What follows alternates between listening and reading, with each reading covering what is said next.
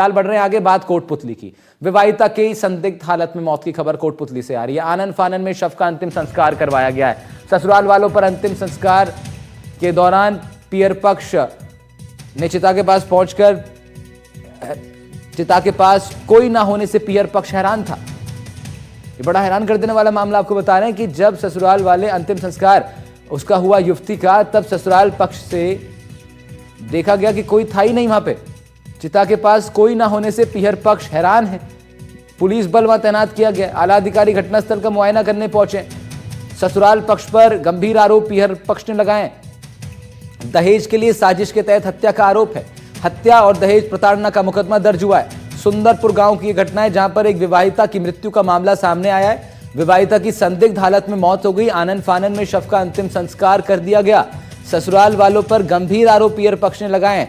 बताया यह भी गया है कि जिस वक्त चिता को अग्नि दी गई, उस वक्त ससुराल पक्ष से कोई बहुत ज्यादा लोग मौजूद नहीं थे। गिने चुने लोगों ने इस अंतिम संस्कार में भाग लिया और उसके बाद वो भी चले गए। पियर पक्ष जब मौके पर पहुंचा तब वहां कोई था ही नहीं। चिता के पास कोई ना होने से पियर पक्ष बेहद हैरान है और उनको अब पूरा संदेह है कि ससुराल पक्ष ने साजिश के तहत इस हत्याकांड को अंजाम दिया है। दहेज प्रताड़ना के आधार पर अब हत्या का मुकदमा दर्ज हुआ है। हिमांशु सेन हमारे सहयोगी हमारे साथ कोटपुतली से जुड़ रहे हैं। हिमांशु, क्या कुछ अपडेट, क्या प्राथमिक जांच में पुलिस की क्या सामने आया है? जी बिल्कुल, देखिए आज सुबह का मामला है जब एक विवाहिता की जो संदिग्ध मौत हो गई थी, उसके बाद जो ससुराल पक्ष है वो उसे आनन फानन में शमशान घाट में जला रहा था और इसकी सूचना जैसे ही लड़की के पियर पक्ष को लगी, अब वो तुरंत गाड़ियों में बैठकर वहां पहुंचे और उसके बाद में जब वहां पहुंचे तो वहां ना कोई ससुराल वाले थे ना कोई गांव वाले थे। और इसको लेकर जो पियर पक्ष है उन्होंने पुलिस को सूचना दी। उसके बाद जो पुलिस पहुंची, पुलिस के जब डीएसपी और 2-3 थानों के जो एसएचओ हैं वो वहां मौके पर पहुंचे।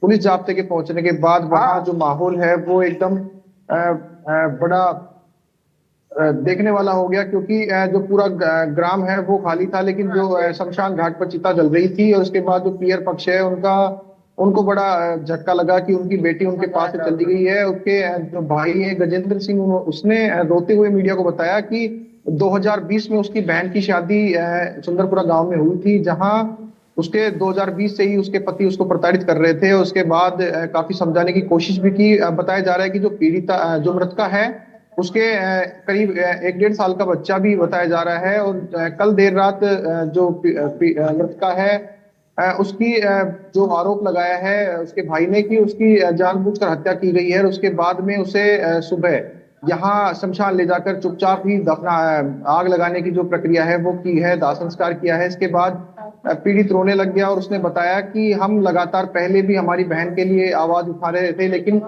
जो बहन है वो अपने बच्चे के लिए चुप थी। उसके बाद जैसे ही उनको आज सुबह सूचना लगी वो तुरंत यहाँ पहुंचे। हमने जब डीएसपी से बात करने की कोशिश की, डीएसपी ने बताया कि जो सुबह उनके सामने जैसे ही मामला आया तो वो यहाँ पहुंचे। और बताया जा रहा है कि जो पीड़ित पक्ष है उन्होंने अभी दहेज हत्या का मामला दर्ज करवाया है। उसके बाद जो पुलिस है वो अभी जांच में जुटी हुई है। फिलहाल अलवर से एफएसएल की टीम भी बुलाई गई है और उसके बाद पूरी जो जांच है वो की जाएगी। और जो पीड़ित पक्ष है वो उनका कहना है कि उनको इंसाफ मिले। जी ठीक है हिमांशु, शुक्रिया तमाम जानकारी के लिए आपका। हिमांशु सेन हमारे सहयोगी इस खबर पर अपडेट दे रहे थे। फिलहाल आगे बढ़ रहे हैं। उधर कोटपुतली से तो हमने आपको भी खबर बताई।